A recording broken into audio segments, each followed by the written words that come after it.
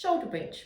Continuing through our rolling series, we're going to look at the spinal articulation that comes from shoulder bridge. And again, the challenges of this, some absolutely fabulous challenges for our clients and classes.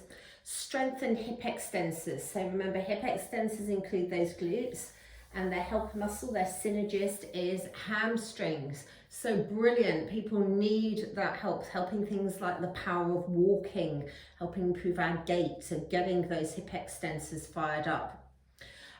Trunk extension and that stability of the trunk, depending which variation we're doing, and lots of work on pelvic stability. Lovely spinal articulation as we flow up and down throughout this exercise.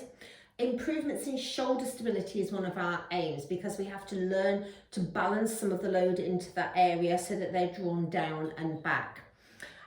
Developing single leg balance when we're up at the full exercise in our shoulder bridge sequence. So that, again, a key thing in how you transfer load and how your body manages to balance that and use that. So again, useful for things like walking, etc., all of those sports that you need to be able to transfer the load onto one leg effectively and efficiently.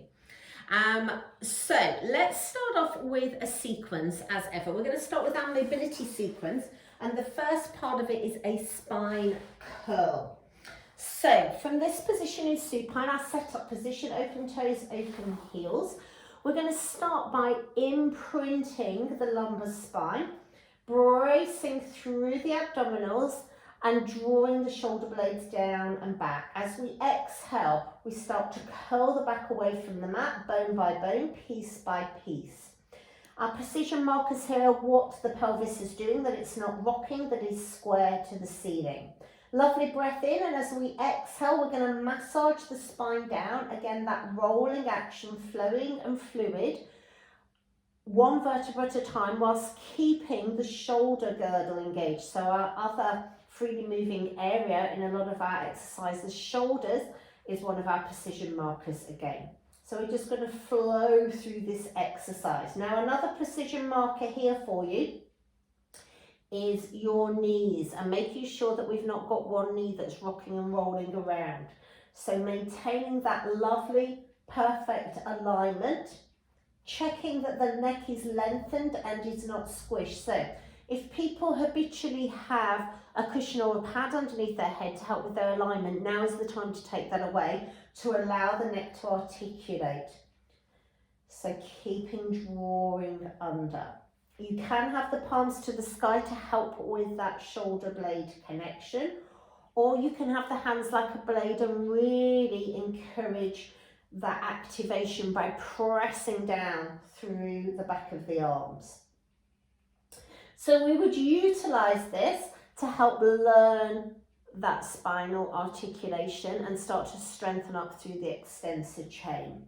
We're going to progress it on. So our progressive phase here is I'm going to just start to lift one heel and then the other heel, and I'm checking what's happening around the pelvic girdle. And that could then progress up to lifting through to tabletop. Again, control, precision and control of the movement, that we're not rocking side to side. So really concentrating on that abdominal contraction, concentrating on that gluteal contraction, and then rolling through. Taking it into more classical repertoire, you will see Joseph's exercises taught as we come up here by popping the hands underneath the pelvis and coming into this extended position here. Now, for some people, this might be really challenging with their back positioning. So you may choose to modify and not do that. And that's widely taught without the hands in that position. I'm going to teach you with the hands in that position so I can talk to you. So we're going to lift up, and then we're going to extend the leg into ship's mast. We're then going to flex the foot, draw down, inhale, float up. Exhale, push down just until we touch or almost touch, and then releasing down. I would normally aim for 3 on each side, but again, you can play around with that number of what you feel is an appropriate challenge for whoever is on the mat in front of you. So thinking about the precision markers here being what's happening around the pelvis, that we're not dropping down, that we're staying lifted, when we're staying stable and square to the ceiling, and we're making sure, I'm going to come down and talk to you, making sure that we're not lifting up through the shoulders, so drawing down. Again, there should be a flow of that breath with the movement, so breath on the leg floats as well as the lift and lower of the body from the mat. Key modifications. If you've got concerns about anybody's stability and you see the knees rocking and rolling everywhere, pop something like a Pilates ball or a block or a cushion between the knees, and that will help them get that connection. So it'll help them get the inner thigh connection, which has the fascial connections up through pelvic floor to deep core. So we're thinking about helping us build stability using some feedback. So a Pilates ball is ideal, but don't panic if you don't have those. Not suitable in the full curling spine curl variation for anybody who has osteoporosis. The modification for them, could, with or without the ball, is a hip lift. So rather than curling, we're just going to power the hips up and power the hips down. If I take my arms away, you can see I'm literally keeping my back lengthened. So I'm working into these abdominals and deep core stabilizers. I'm working into the hip extensors, so glutes and hamstrings, but I'm not getting that roll because I don't want to put any load through into that vertebral column. So that's if you've got bone density concerns. Again, your pregnant ladies, it's not going to be something that you take them through. It's not a suitable position, that semi-inverted position for them.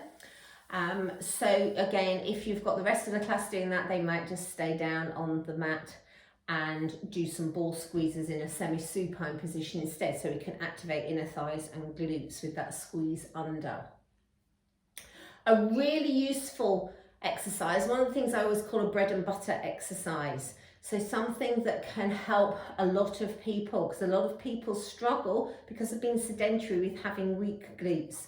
So we can really power those up, and also that loading into shoulders. So we're thinking postural control as well.